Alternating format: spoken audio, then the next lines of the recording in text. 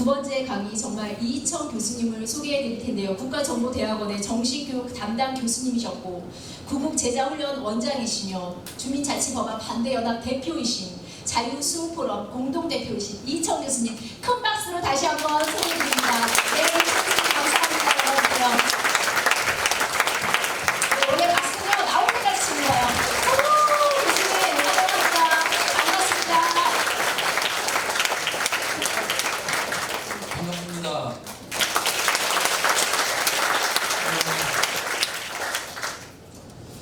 이렇게 젊은 분들이 많은 자리는 참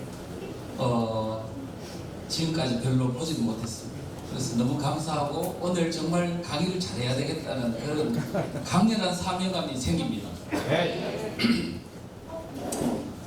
지금 저는요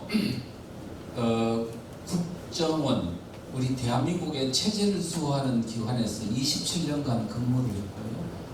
그 중에 17년간을 국가정보대학원이라고 우리 국정원 직원들을 가르치는 교육기관이 있습니다. 거기서 17년간 정신교육을 담당했습니다. 그러니까 역사관, 그다음에 안보관, 사상관 등을 가르치는 교육이죠. 그래서 제가 볼 때 우리 대학 그때 당시 상황도 그랬고 지금도 그렇고 대한민국은 제가 볼 때는 이미 희망이 별로 없다. 저는 지금은 거의 곧 이 상태로 간다면 대한민국 자유민주 체제는 무너진다고 이렇게 보고 있습니다. 이게 결코 겁주려고 하는 게 아니고 사실을 이야기하는 것이다. 오늘 제가 강의를 통해서 여러분들에게 그 실상이 어떤 것이고 우리가 지금 현재 대한민국 앞에서 우리가 어떤 생각을 가지고 되돌아봐야 될지를 한번 생각해보는 그런 시간이 됐으면 좋겠습니다.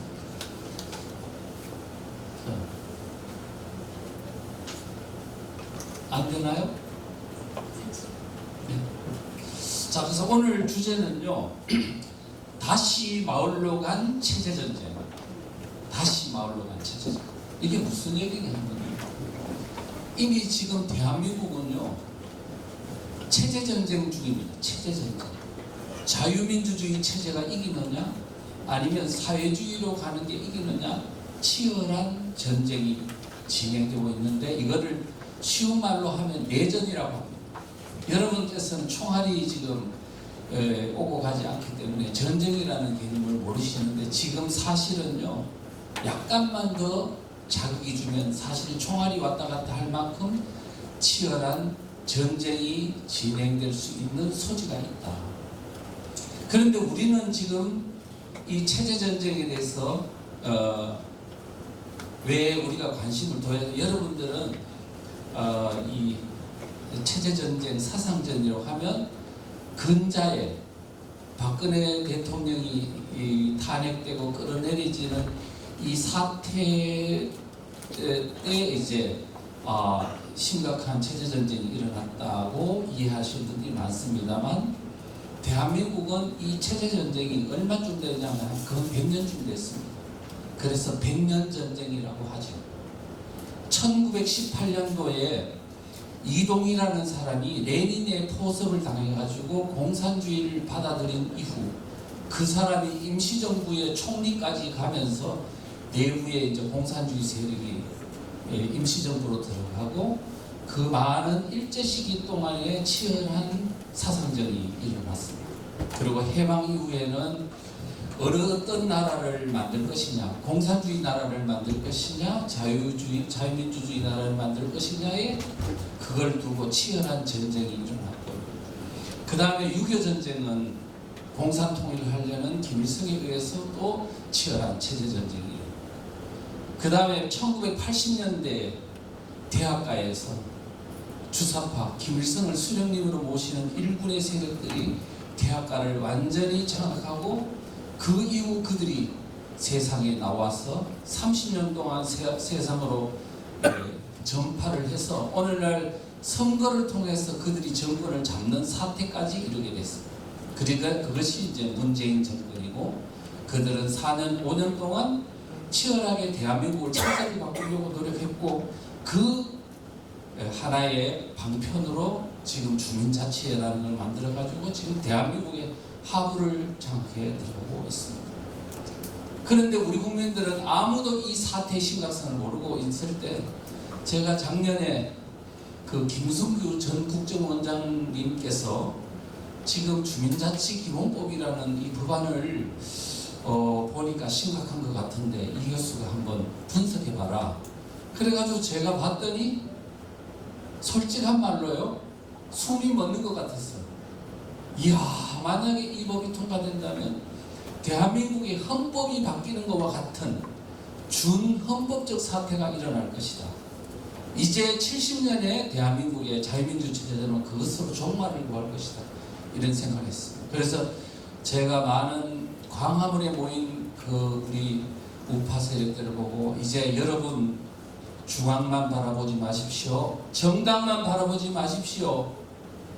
그 정권을 바꾼다고 해서 이 체제 위기가 종결되는 거 아닙니다. 마을이 위험합니다. 마을을 바라보십시오. 여러분이 살고 있는 마을이 위험합니다. 그리고 그 책을 만들어 가지고 국민들한테 전파를 했습니다. 주민자치기본법 공산화의 길목이라는 책이었죠. 그래서 이제 그 책을 가지고 또 강의도 하고 또 많은 목사님들이나 또 이런 애국 이제 그 인사들이 보고 진짜 이렇게 전파를 해서 지금 일단은 저지된 상황입니다. 그래서 그러니까 지금 현재 그 과정, 마을을 장악하려고 하는 그들의 시도가 현재 어떤 상황이며 또 그 전에 이게 무슨 과정을 거쳤는지를 오늘 설명을 통해서 좀 설명을 드리도록 하겠습니다. 자, 일단은 유교전쟁 한번 볼게요. 유교전쟁, 후방마을에서 일어난 체제전쟁. 자, 유교전쟁은 여러분은 그 학교에서 많이 배웠습니다. 그래서 낙동강 전투, 백마고지 전투, 장진호 전투와 같은 군인들끼리 싸운 전쟁에 대해서는 많이 학교에서 배웠습니다.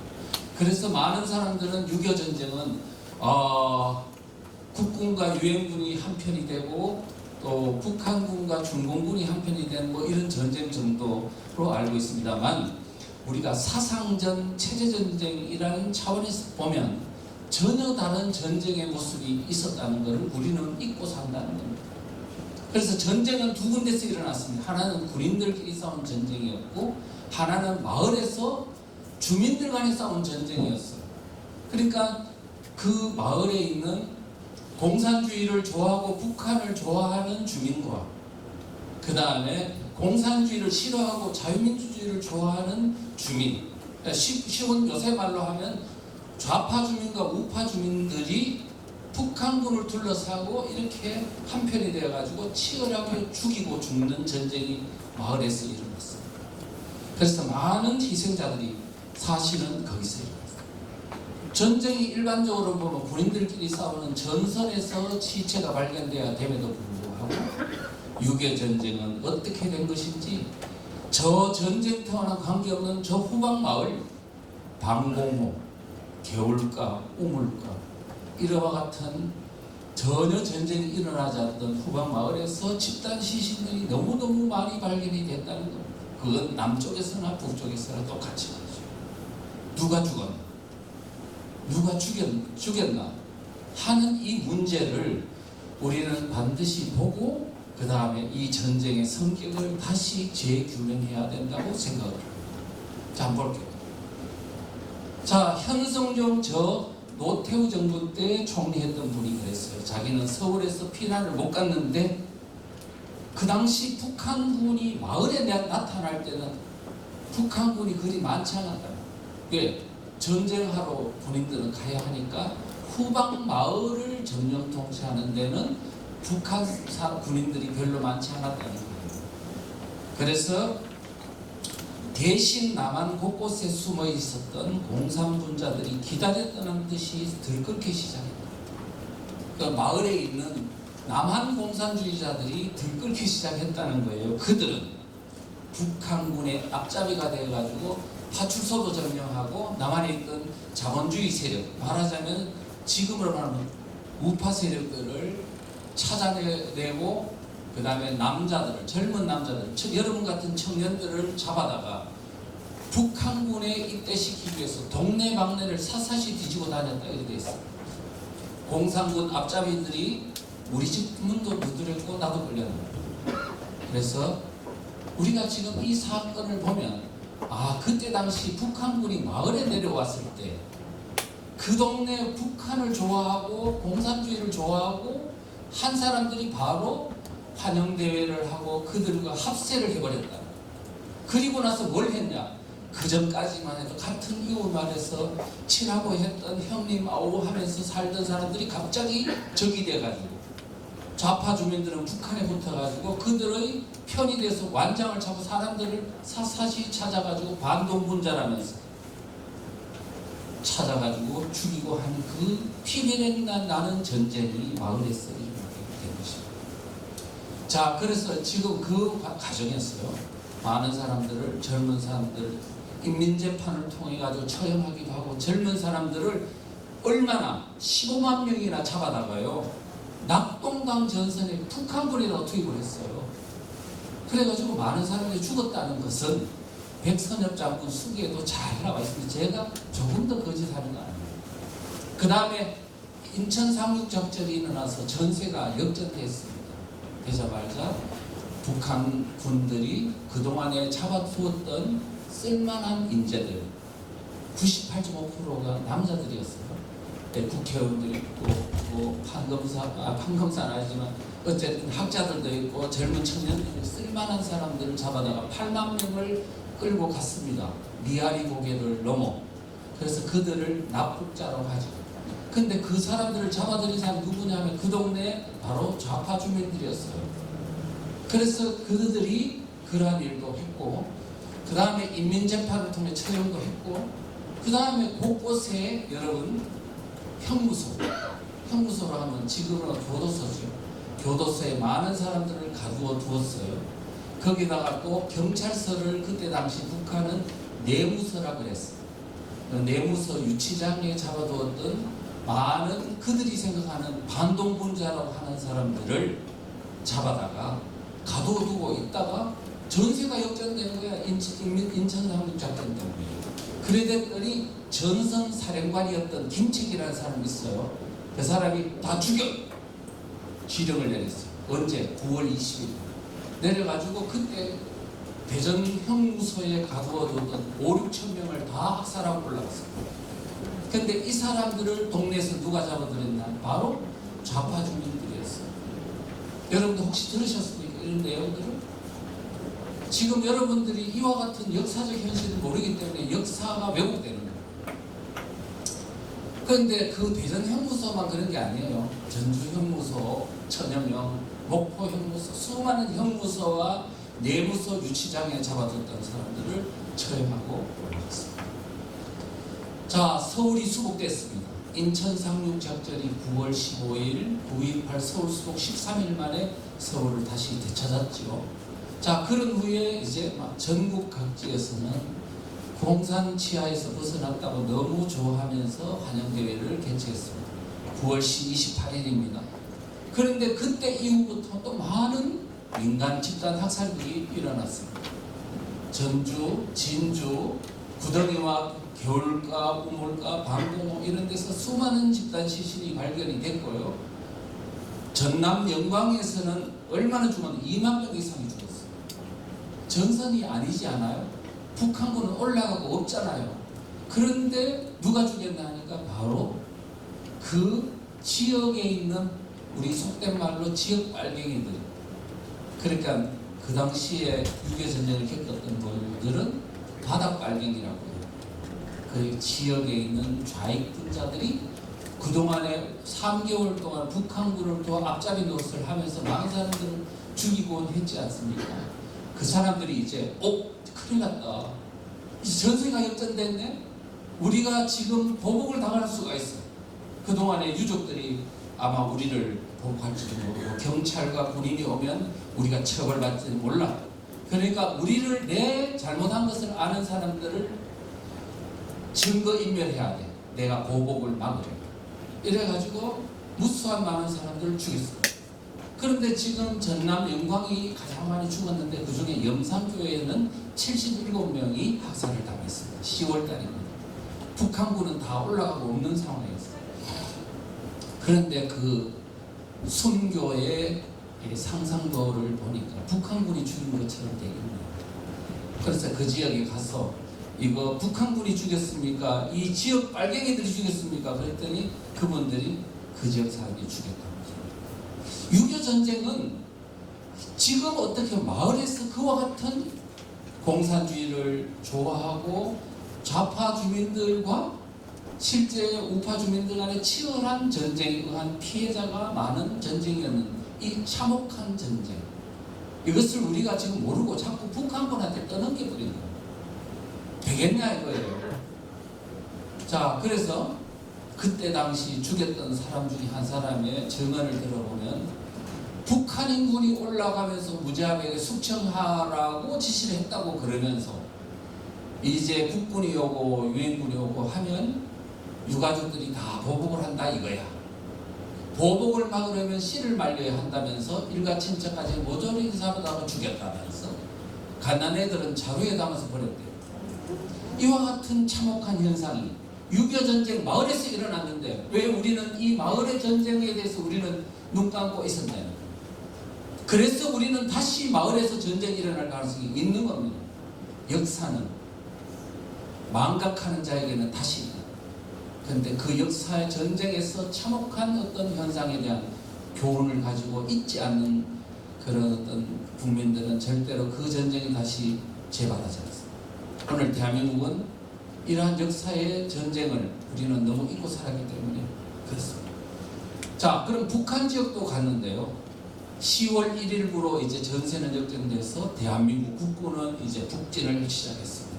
미군도 10월 7일부터 북진을 시작했습니다. 그런데 북한 지역에 가보니까 곳곳에 시체가 너무 많은 거야.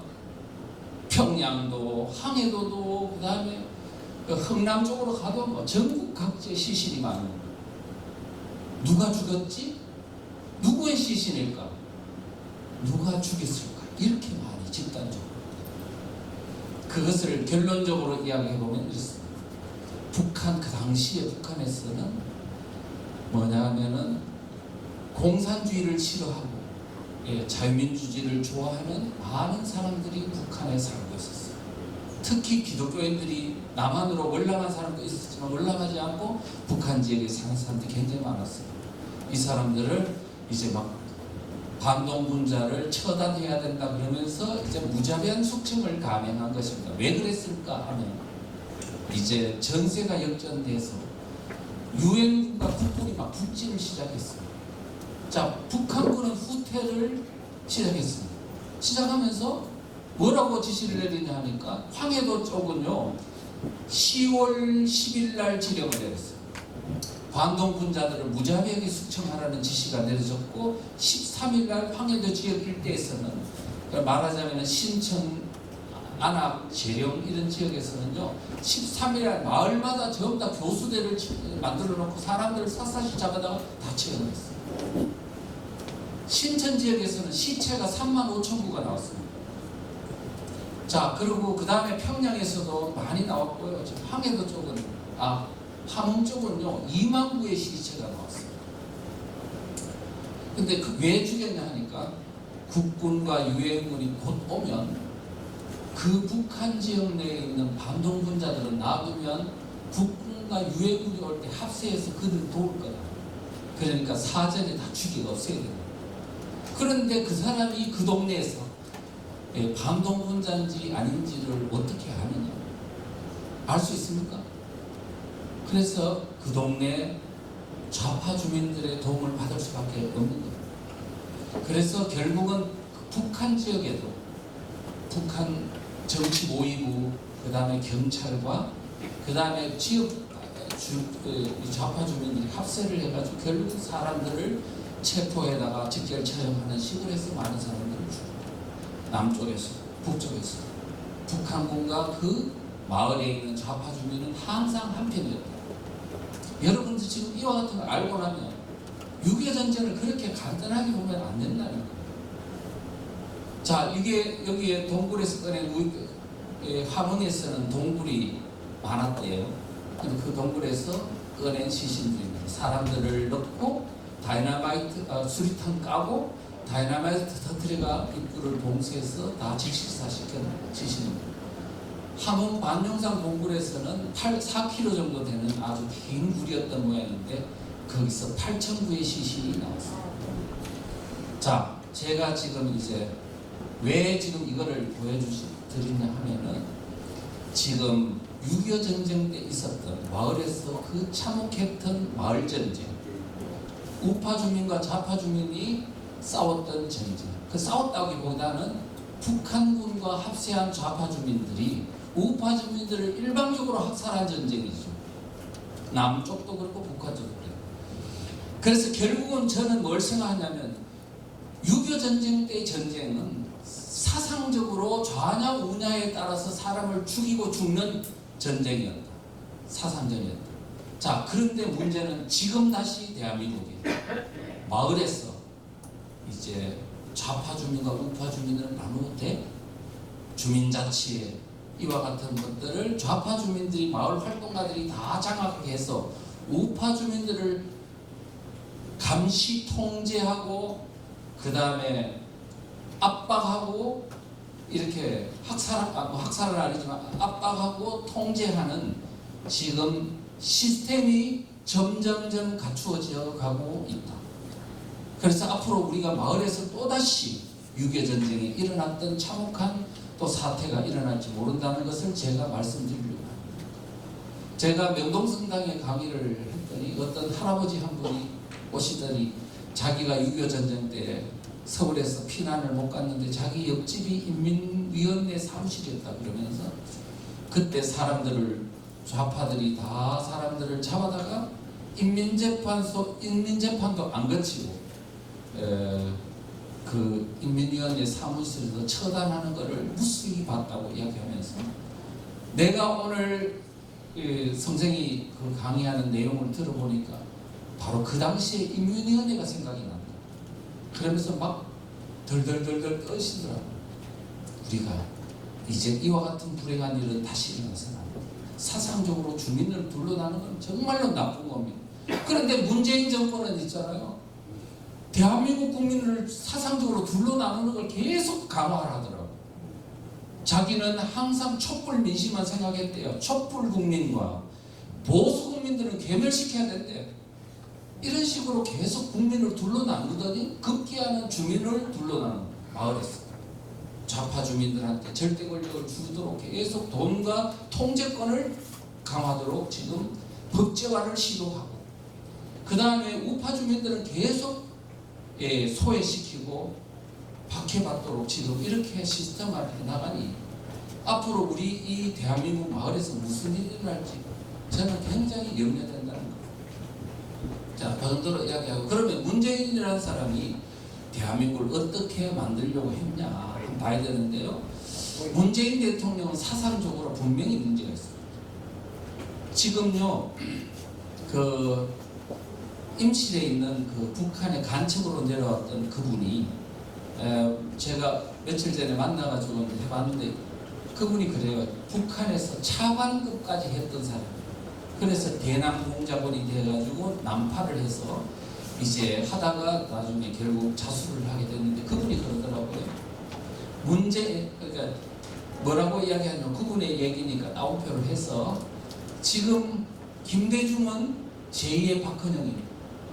문재인은 제3의 박헌영이자 제2의 김대중이라고 이야기를 하면서 지금 문재인 이 문제를 해결하자면 대한민국 미래 이제는 희망 없다고 그렇게 극단적으로 얘기하더라고요.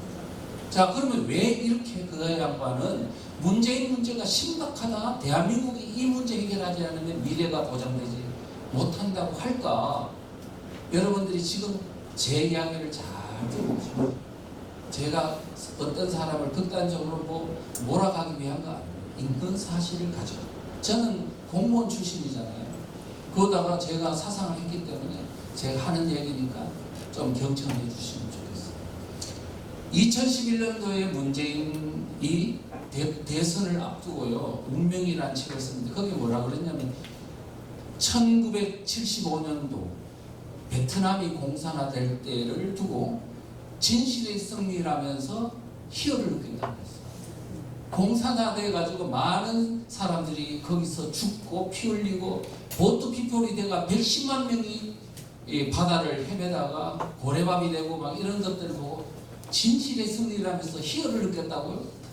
도대체 이 사람은 어떤 나라를 그 다음에 또 뭐냐면 간첩을 잡는 국가보안법을 노무현 때 없애려고 했는데 그때 그것 국가보안법을 폐지하지 못한 것이 가장 뼈아팠다고 했어요.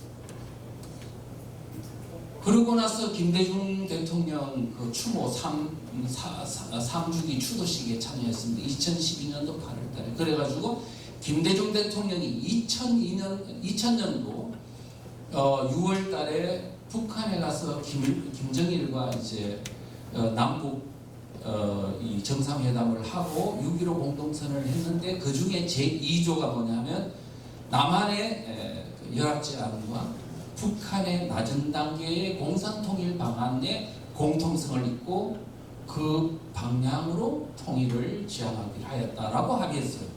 그런데 그거를 거론하면서 남북 국가연합 또는 낮은 단계의 연방제안을 꼭 실현했어. 그분 김대중 대통령의 6.15 선에서 밝힌 통일 결과가 나오죠.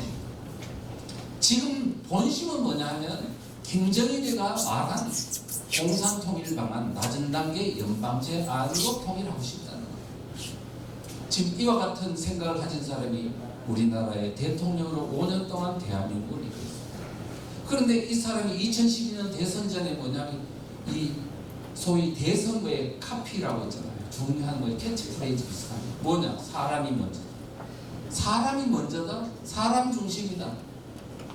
이와 같은 것은 결국은 어디서 나온 거냐? 북한의 통치 철학, 주체사상, 사람이 주인이다. 그 다음에 제가 북한 헌법을 보니까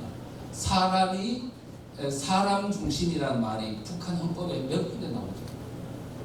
이와 같은 사상을 가지고 사람이라 하면 뭐냐면 북한식 통치 사상을 수용하는 자가 사람이라는 의미로 이렇게 이해하십니다.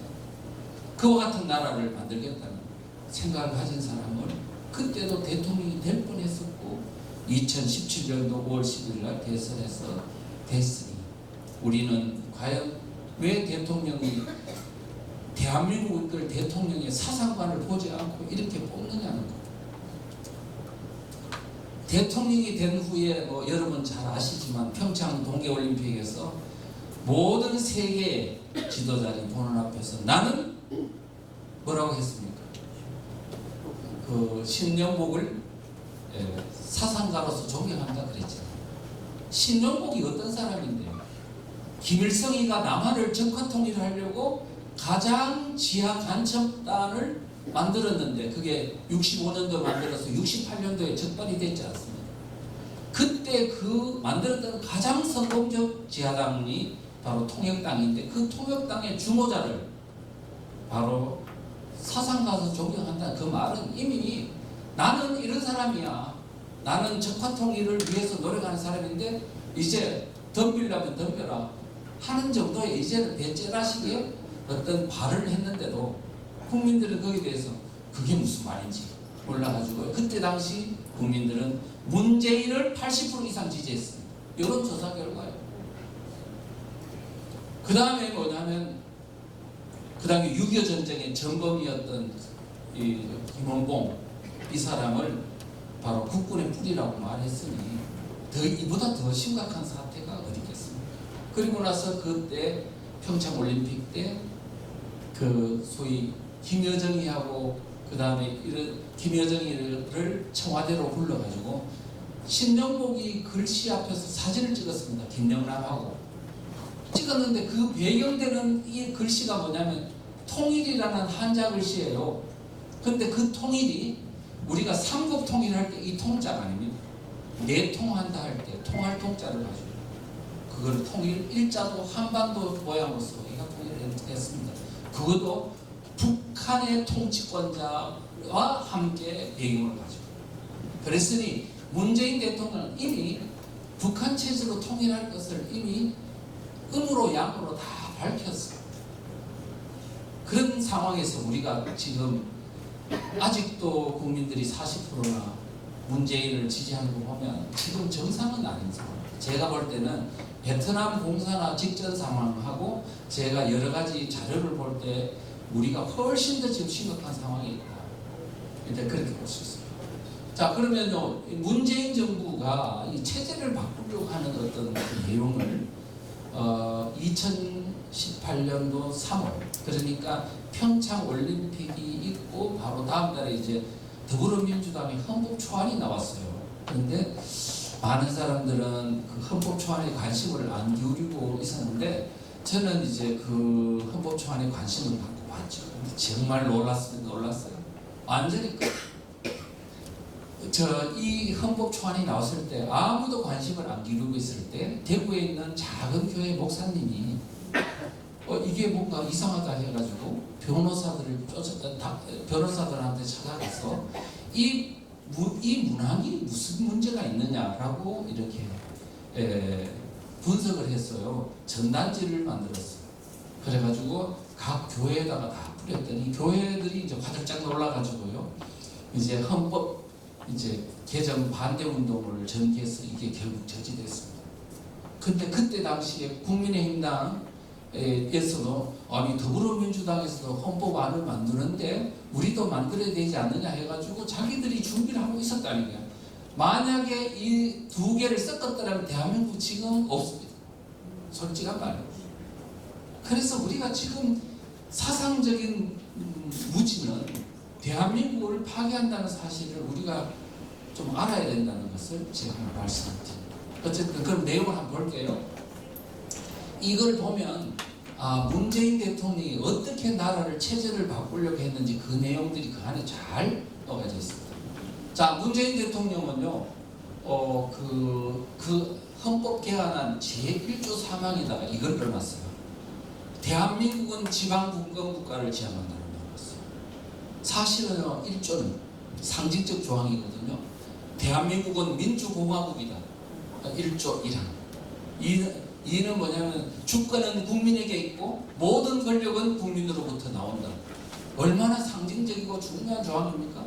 근데 3항에다가 대한민국은 지방분권국가를 지향한다라고 썼더라고요. 그래서 저는 그때 느꼈어요.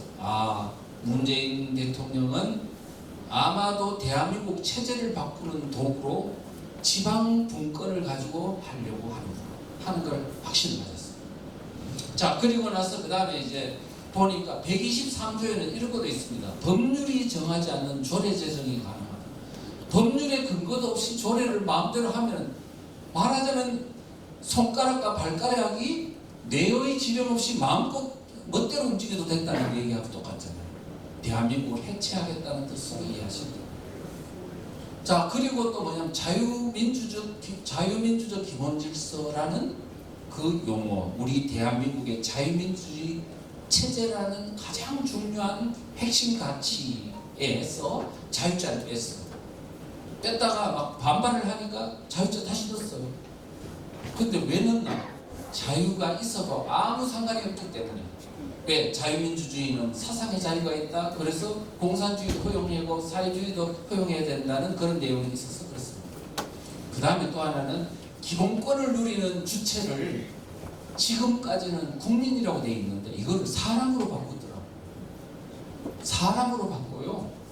자, 그래서 보면 그러고 가만히 생각해보니까 이 사람이 주체 사상에 말한 사람이 중심이다, 사람이 주인이다 하는 말의 사람의 의미라고 이해가 되죠. 자, 그래서 여러분 문재인 정권이 등장한 후에 2017년, 18년, 19년 그 중반경 19년 때까지 혹시 고속도로 다니면서 사람이 우선이다 하는 말 표 많이 안 보셨습니까? 맞습니다. 봤죠? 아니 인도에서는 사람이 우선인 거 맞지만 아니 고속도로에서 차가 우선이지 어떻게 사람이 우선입니까? 맞아요, 안 맞아요? 왜 사람이 우선이냐 했나? 이 표를 계속 보면 볼수록 어느 순간에 사람이 우선이다, 사람 중심이다, 사람 이런 것 같은 것들이 슬슬 국민들 머릿속에 녹아들어요. 그래서요, 뭐 그때 당시에 보면 사람 중심 경제, 사람 중심 경영, 사람 중심 행정, 사람 중심 도시 이런 말이 얼마나 많았어요. 그런데 2019년도 말 10월 광화문에 대우파들의 시위가 있고 나서 이게 싹 사라졌어요.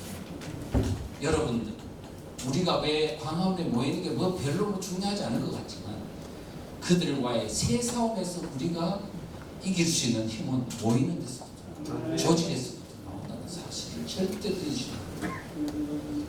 자, 그리고요, 그 다음에 이제 지방자치에서도요, 사람이 국민의 기본권 향유가 사람이 되면요, 외국인도 기본권을 향유할 수 있다는 얘기잖아요. 이래 되면 저는 이해가 안 됐어요. 어떻게 사람이 기본권을 향유한다? 신체의 자유, 그 다음에 언론, 출판, 집회, 결사의 자유, 그 다음에 무슨 이런 것들을 기본권을 사람으로 해놓으면 외국인도 사람이잖아요. 그러면 외국인도 이 기본권을, 우리 대한민국의 기본권을 누릴 수 있다는 얘기야? 나는 정말 이해가 안 됐어요. 그런데 그 얼마 뒤에 주민자치기본법을 보면서 그 사람들이 왜 사람으로 넣는지 이해가 갔어요. 이제 외국인도 주민자치에 나와서 할 수 있다. 중국인도 이슬람인도 이제 다 외국인 주민자치 회장이 될 수도 있도록 다 해놓은 거야. 그래서 왜 그랬을까 생각했어요. 왜 그랬을까? 보니까 지금 체제를 바꾸려고 하면 중국인들, 조선족 중국인들은 다 공산주의 사상을 갖고 있잖아요. 그 사람들을 대한민국 하부 구조에 계속 밀어넣는 거예요. 그리고 대한민국의 사회주의를 싫어하는 사람 자꾸 외국인 이민가게에 자꾸 속아내는 거예요. 이런 과정을 5년, 10년, 20년, 30년 하다 보면 어느 순간인가 보면은 대한민국의 하부 구조는 사회주의에 대해서 긍정적인 세력이 다 대한민국을 차지하도록 되는 거예요. 이와 같은 무서운 장기적 프레임이 바로 이 속에 들어있다는 것도 저는 감시했어요. 그래서 그렇게 하고요. 그 다음에 이 근로자를 노동자로 바꿨는데요. 근로자는 자유민주주의 시장경제 체제의 개념이라면 노동자는 마르크스적 용어죠. 또 양심의 자유를 사상의 자유로 바꿔놨어요. 양심의 자유와 사상의 자유는 전혀 다른 얘기입니다. 사상의 자유를 허용하는 순간 어떻게 되냐? 대한민국에서 공산주의, 사회주의, 주체사상과 같은 그런 반체제 사상을 조직하고 선전하고 그 다음에 이렇게 홍보할 수 있는 자유가 헌법상 권리로 보장이 되는 거예요. 이제 만약에 공산주의를 비판한다 그러면 헌법상의 권리를 침해하는 게 돼버리는 거예요. 얼마나 무서운 결과가 지금 이 헌법에 녹아져 들어가고 있었는데 우리는 거기에 대해서 무관심했다는 거예요. 그 다음에 검사의 영장 청구권 폐지, 이거는 검찰의 기능을 완전히 박탈하겠다는 거예요. 여러분 검수완박법 보셨죠? 왜 검찰의 기능을 박탈하냐? 검찰은 지금 대한민국 체제를 수호하는 1등 기관이다 보니 이 기능을 호랑이 이빨을 빼는 겁니다. 빼야지만 이 체제를 바꿀 수 있기 때문에. 그래서 지금 이재명 시가 쓴 대한민국 혁명하라는 책에 보니까 검찰은 적폐 세력이라고 했어요. 그래서 그와 같은 것들이 다 거기에 있고 아이들의 독립적 인격 주체라는 규정이 있더라고요.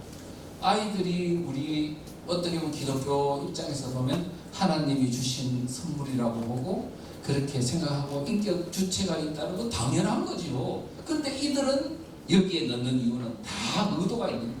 뭐냐? 부모가 자식을 양육하는 주도 세력 아닙니까? 그런데 이제 이 헌법상에 규정한 권리는 부모가 자식을 양육하는 권리를 박탈해서 국가와 사회가 양육하는 권리를 행사하겠다. 부모가 잘못 가르치면 아이들 보고 고발하도록 만듭니다.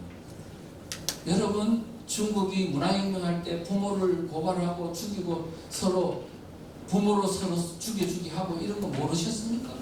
공산주의나 다 그렇게 해서 부모와 자식 간의 관계를 가정을 박살을 내야만 그들이 원하는 벽돌집기 인간 형상을 만들어갈 수가 있는 거죠. 그래서 이런 것들이 다 의도되는 것인데 이와 같은 것들이 지금 뭐냐면 주민자치, 마을 교육 공동체 법안 속에 이게 다 녹여져 있어요. 그 다음에 국민발안제, 국민소환제는 이건 뭐냐면 이제 주민들이 한 50만 명 이렇게 모이면 국회의원들이 이제는 법안을 발의할 수 있는데 이거를 이제 주민들도 법안을 만들 수 있다. 법률안을 자기들이 만들겠다는 겁니다. 저 50만 명 민노총이니 정교조니 다 뭉치면 50만 명을 못 모을까요? 저 멋대로 이제는 법률도 만들겠다. 소환제 한다? 이제 국회의원도 마음에 안 들면 끌어내리겠다는 거예요.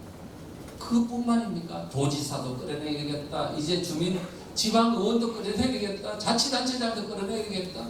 이 정도, 그러니까 앞으로 대한민국의 하부구조에 읍면동의 주민을 완전히 그들이 장악한다면 이제 무소불위의 행동을 할 겁니다. 이제는 선거제가 완전히 그들의 손아귀에 들어갔어요. 대한민국은 그들의 원하는 대로 이 대의제 민주주의는 박살을 납니다. 제 말이 혹시 오류가 있습니까? 자, 그런데 지금 제가 더불어민주당 이 헌법 개정이 포기됐냐? 포기 안 됐습니다. 자, 한번 보십시오. 2020년 4월 총선이 있었잖아요. 총선이 있기 1년 전에 이해찬이라고 더불어민주당 당대표가 이런 말을 했어요. 다음 내년 총선에 우리는 비례대표까지 포함해서 260석을 차지하겠다고 그랬어요. 300명 국회의원 중에 260석을 차지하겠대요. 그 정도 되면 헌법은요 300석 중에 3분의 2만 있으면 되니까 200석을 넘으면 헌법을 마음대로 고칠 수 있잖아요.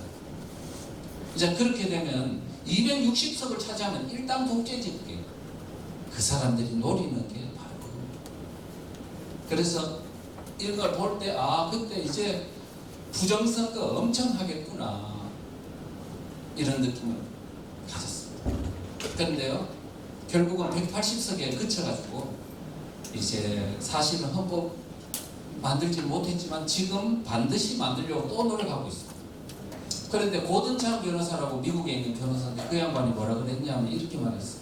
2018년도 10월 달에 한 국제학술회의에서요 대한민국은 1년 후에도 자유민주주의 국가로 서 있을 것인가? 1년 후에도 2018년도가 언제예요? 평창올림픽이 있었고 문재인 대통령이 이제는 사상가로서 신령국을 존경한다고 공개적으로 전 세계를 향해서 발설했던 그 10월 달에 미국에 있는 학자가 동아시아 연구가 그랬어요. 대한민국은 1년 뒤에 과연 자유민주주의가 유지될까?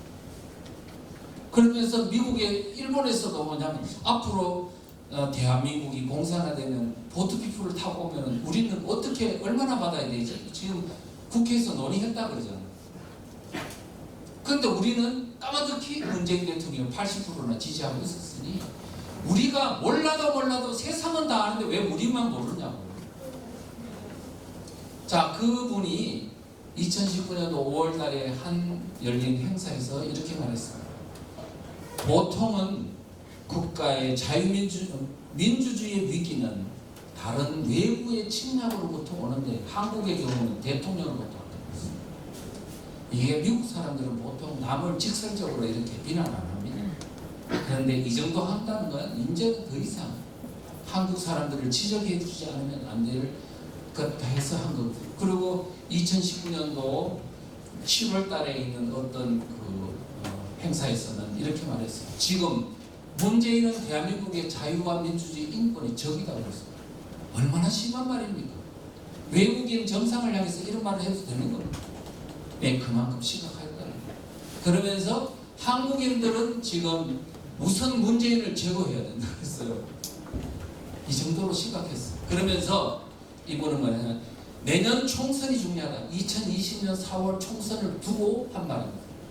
만약에 여기서 3분의 2가 더불어민주당한테 넘어간다면 헌법을 바꿀 수 있게 된다면 이제 바로 문재인은 헌법을 개정하자고 제안할 것이고 그래 되면 대한민국 끝장난다고. 그래서 이제 4.15 총선은 선거는 대한민국 국민에게 있어서는 죽느냐 사느냐 생사의 문제라고 이야기를 했어요. 하면서 만약에 문재인에게 이 문제 헌법 개정을 맡긴다면 3분의 2 이상을 줘가지고 헌법 개정을 하도록 해준다면 그 자는 한국을 북조선 김가왕조에게 합병시키려 할 것이다. 적화 통일된다. 아까 그랬잖아요. 낮은 단계 연방제한에 통일하겠다고 했잖아요. 이미 그 사람들은 다 알고 있는 겁니다. 자, 이제 제가 왜 지금 주민자치, 마을이 위험하다는 걸 이야기하는데 왜 문재인의 헌법 이야기를 좋겠느냐 하면 아까 말했듯이 문재인 대통령은 어떤 사상관을 가지고 있다. 예, 북한 체제로 통일하려는 사상관을 가지고 있다. 자, 그리고 헌법 안에 이미 그렇게 대한민국 체제를 바꾸려고 한다는 게 이미 다 녹여져 있었어요. 자, 그리고 그 다음에 그 헌법이 비록 개정은 안 됐지만 그 헌법 속에 뭐가 있냐면 그들이 만들려고 하는 나라, 그들이 어떻게 나라를 바꾸려고 하는지가 다 녹여져 있기 때문에 우리는 비록 헌법이 통과되지는 않았어도 거기에 대해서 우리는 관심을 기울이지 않으면 안 된다는 얘기입니다. 자, 그러면 이제 다시 마을로 간 체제 전쟁을 살펴봐야 할 것 같습니다. 자, 지금요, 제가 아까 말했듯이 작년 1월 29일 날 이제 더불어민주당 김영배 의원이 대표 발의한 주민자치기본법, 제가 그걸 보고 참 놀랐다고 이야기했습니다. 그리고 부랴부랴 책을 썼어요. 주민자치기본법 공산화의 길목이라고 책을 써가지고 이제 5월 달부터 전국 다니면서 제가 강의를 했습니다. 했더니 제가 지금까지 마을이 위험하다는 얘기를 강의하면서 혹시 그거 너무 오버 아닌가요? 라고 또는 제보고 너무 심하다, 매도하는 것이다 라고 이야기하는 사람 한 사람도 없었어요. 심지어는 호남에 있는 사람들, 심지어는 더불어민주당 지지자들, 심지어는 어디까지 했냐 하면 더불어민주당 당사 앞에 가가지고 제안했어요. 했는데 그 앞에 있는 경찰관들이 다 큰일 났다 그러더라고요. 그 다음 심지어는 더불어민주당 의원들도요, 이거는 너무 심해라고 발언했다고 제가 전해들었어요. 우리는 이제 사람의 많은 수가 저항하는 것도 중요하지만 우리가 제대로 된 올바른 사실을 가지고 국민들한테 제대로 깨우는 게 그만큼 중요하다는 것을 제가 말씀을 드립니다. 많은 목사님들이 이제 동의해 주시고 전국 투어하고 저는 그런 분들에게 지금 너무 감사하다는 말씀을 드리고, 우리가 지금 이와 같은 마을이 위험하다는 것을 주민들에게, 특히 자기가 살고 있는 읍면동에 주민들에게 알리는 노력은 앞으로 계속돼야 된다.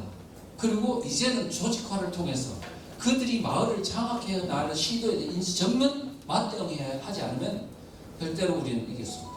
여러분, 차별금지법 가지고 얼마나 지금 많이 강의도 하고 했습니다만 이게 제대로 저지됐습니까? 왜 안 됐을까요? 저지할 수 있는 조직이 없기 때문에 그렇습니다. 우리는 지금부터 그냥 단순하게 강의를 통해서 국민을 깨우는데 그칠 게 아니고 이제는 읍면동 단위의 조직이 우리가 만들어진다면 앞으로 우리도 승산이 있다, 이렇게 생각했습니다. 자, 그러면 좌파 마을 활동가들이 마을 통치 권력을 장악하려는 시도에 대해서 제가 볼게요. 아까 이야기했듯이 이제 이 주민자치기본법은 제가 더불어민주당 김영배 의원이 대표 발의했습니다만 이 법안이 하나의 계기가 됐어요. 저는 그랬습니다. 많은 사람들이 저보고 뭐라고 그러냐면 이 교수 그거 소용없을 거야. 다들 그렇게 저한테 낙담하게 만들더라고요. 뭐냐면 거기 국회의원들 180석 있고 다 통과될 수 있는 여건이 다 되는데 이거 지금 마을 활동가들이 얼마나 자기들이 하고 싶어 하는 꿈인데 이게 통과 안 되겠느냐 이런 이야기를 많이 하더라고요. 그런데 저는 이렇게 생각했습니다. 그래 한번 통과시켜봐. 그러면 내 이걸 가지고 온 국민들을 다 깨울 수 있게 깨우겠다 이렇게 마음을 먹고 강의를 했습니다. 그런데 결국은 어떻게 했냐, 국민들을 많이 깨우니까 이 법이 저지되더라고요. 그래서 우리가 그렇게 처음부터 낙담할 일 같으면 애초에 아예 포기해버려야죠. 그런데 아니다. 깨우면 된다. 왜? 대한민국은 아직도 자유민주주의를 좋아하는 사람이 너무 많다는 거예요. 몰라서 그러니까 우리가 노력하자 이런 말씀을 드리고요. 그런데 지금 이 법안, 주민자치기본법안이 통과가 안 됐는데 왜 지금 이 법안을 보느냐 하면 이들이 만들려고 하는 의도를 이 법안에서 너무나 잘 알려주고 있기 때문에. 자, 그렇다면 그 다음에 또 하나는요, 여러분들이 이 법안이 통과 안 됐기 때문에 뭐 이것 가지고 호들갑을 떠느냐라고 말할지 몰라요. 그런데 그렇지 않습니다. 지금요, 이 법안의 독소조항이 지금 법률로는 안 됐지만 조례로 만들어가지고 지금 3,500여 개의 읍면동 중에 1,200개가 지금 시행 중입니다. 법이 안 되면은 조례로 한다니까요. 그리고 또 하나는 주민자치회가 아니고 이전에 있었던 나름 건전한 주민자치위원회 제도도요, 이제는 가짜 주민들이 들어오는 주민자치 형식으로 운영하고 있다는 게 최근 밝혀졌습니다. 구미의 사례를 보니까 저희가 그렇게 되게 깜짝 놀랐어요. 과거의 주민자치위원회는 괜찮았거든요. 가짜 주민들을 들어오는 제도가 없었는데 운영을 지금 보니까 법도 통과 안 되고 조례도 통과 안 됐는데 이거를 가짜 주민들이 막 마을에 막 들어오도록 해놨더라는 거예요. 그러니까 지금요, 이 사람들에게 좌파 마을 활동가들은요, 우리가 절대로 그 사람들은 양심이 있다라고 생각하시면 안 돼요.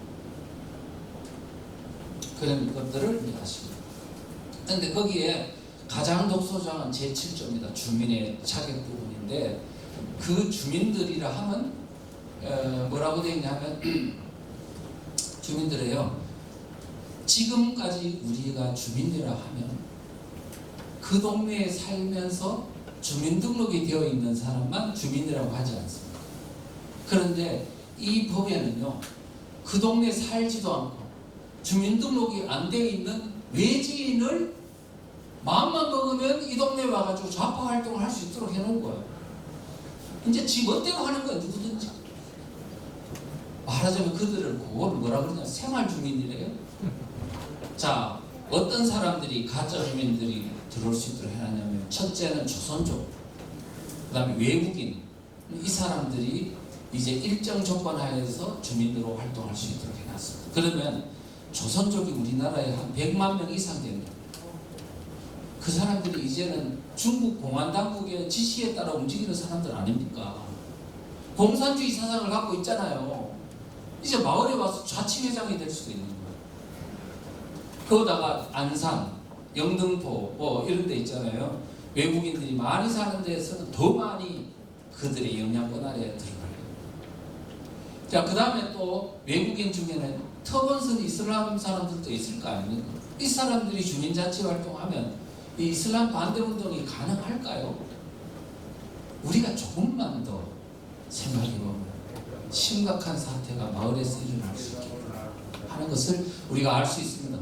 그 다음에 또 하나는요, 그 동네 읍면동에 인근 소재하는 기관과 사업체에 근무하는 사람이라고 되어 있습니다. 그 다음에 그 동네 읍면동에 보십시오. 현대자동차 뭐 수리소가 있을 수도 있고 뭐 그죠? 그러니까 대기업, 중소기업, 심지어는 1인 기업까지도 또 거기에 근무하는 모든 사람 직원들이 다 주민활동을 할 수 있도록 해놨습니다. 그러니 앞으로 여러분 지금 전국 단위에서 얼마나 많은 중소기업, 대기업들이 포진하고 있고 막 어디에 많은 읍면동에 소재하고 있잖아요. 그 어떤 노동자들이 지금 어디에 많이 가입해 있습니까? 민노총 120만 명입니다. 회원이. 그러면 이제 앞으로 민노총은요, 지금까지는 지역조직이 시도조직 밑에 시군구 조직까지만 있었는데 이제 주민자치회가 본격화되면요, 민노총에 읍면동 조직이 만들어져요. 3,500군데 완전히 문어발이 만들어집니다. 그런데 그 민노총은요, 지금 현재 여러분 잘 모르시겠지만 누가 지금 위원장이냐 하면 양경수입니다. 양경수가 누구냐? 예. 이석기라는 사람 혹시 아십니까? 북한이 가장 좋아하는 사람? 그 사람의 추종자입니다. 그러니까 결국 이석기가 지금 민노총 장악했습니다.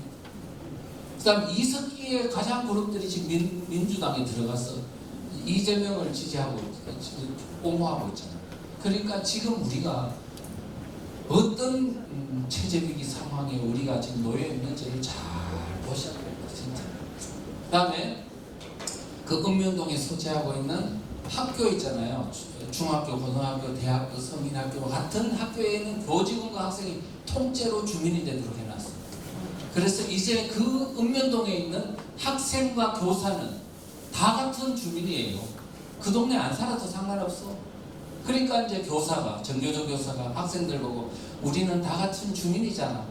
그러니까 우리 읍면동에 있는 중요한 소재를 가지고 우리 한번 토론해보자. 그러면서 아마 사상교육에 들어갈 겁니다. 이와 같은 게 있고요. 그런데 교회는 배제입니다. 교회. 그래서 이게 교회는 거기다가 또 심각한 건 뭐냐? 지금 제가 서울에 있는 대형 초대형 교회, 서울에 있는 모교회는 지금 그 담임 목사님 말고 그 부목사하고 뭐 그다음에 전도사, 그다음에 성가대회 뭐 지휘자 이런 사람들 민노총에 가입해 있습니다. 노조가 만들어졌습니다. 교회 노조. 이제 그렇게 되면요, 이제 이 읍면동에 있는 교회들 중에 대형 교회는 다 민노총 소속이 되버립니다. 자, 그러면요, 여러분, 이제 대한민국 바야흐로 민노총 공화국이 되는 겁니다. 우리가 지금 교회가 나서지 않으면 결국 남는 거는 목사님 혼자서 하는 어떤 교회만 이제 남게 되는 것입니다. 이제는 저지할 힘이 없어요. 우리가 이와 같은 것들을 우리가 냉철하게 보고 나면, 이 체제가 마을에서 그들에게 장악당하고 나면 대한민국이 교회가 지금 그거를 버텨낼 수 있는 재간이 있을까요? 없습니다. 자, 그런데 지금 주민자치기본법은 통과 안 됐다고 했지만 지금 조례로 지금 1200군데가 지금 시행 중에 있고요. 지금 오늘도 들어보니까 뭐 마을 주민총회 한다고 뭐 지금 현수막을 걸었다 뭐 이야기를 많이 하시더라고요. 지금 이게요, 이제 그들이 이제는 죽기 아니면 까부라치기로 이제 세력을 확장하고 있는 상황이다. 여기서 자칫 멈칫하면 이제는 안 된다고 생각합니다. 자기들도 죽느냐 사느냐 문제. 그러면 그들이 죽느냐 사느냐의 문제면 우리도 죽느냐 사느냐의 문제예요. 그래서 그거를 저는 내전이라고 합니다. 내전. 자, 그런데 이 조례에 보니까 어떤 경우도 있냐 하면 재밌는 거 하나 이제 말씀드리면, 지금 어린 학생들도 이제 주민총회에 이제 참여할 수 있도록 해놨는데, 보통은 한 18세, 16세, 15세 뭐 이렇게 돼 있습니다만은 울산의 병영이동에는요, 주민총회에 참석할 수 있는 나이 기준이 만 8세예요. 서울에 있는 연희동은요, 만 10세입니다. 자, 그러면 얘들이 지금 뭐 주민총회에서 제대로 된 것을 의사결정할 수 있을까요? 자, 어떤 내용을 의사결정하는지 볼게요. 주민세 균등분 환원 사업 결정. 여러분 중에 혹시 이게 무슨 뜻인지 아시는 분? 이거를 8살짜리 할 수 있어요? 누군가가 찍으라 그러면 찍는 거예요. 그러니까 지금 뭐냐면 사회주의, 공산주의 세력은 그 어린 애들을 이용해가지고 중국에도 문화혁명할 때 홍위병이라고 10대 어린애들을 이용해가 부모들을 죽이고 문화를 혁명하고 그 동력으로 섰지 않았습니까? 지금 이와 같은 지금 위험한 상황이 마을에서 일어나고 있는데 왜 우리는 거기에 대해서 눈 감고 있느냐? 교회가 그거는 동성애 반대는 우리가 교회가 다 하지만 주민자치 이거는 정치 부자이기 때문에 우리 교회 간섭하면 안 돼 라고 하시죠. 이게 바로 교회 죽는 길이거든요. 지금 그랬어요. 진짜 그러면 제가요, 그러면 자 가짜 주민들이 대거 마을에 들어와서 주민총회도 장악한다, 주민자치회도 장악한다고 했는데 지금요 곳곳에 제가 강의하면서 들어보니까 외지인이 막 들어가지고요 주민자치회 지금 장악하고 있다는 얘기를 많이 하더라고요. 특히 전라도 사람들이 많이 들어가지고 경상도, 안동, 의성 쪽, 저 영천 쪽에서도 그러고 뭐 경기도 뭐 이런 데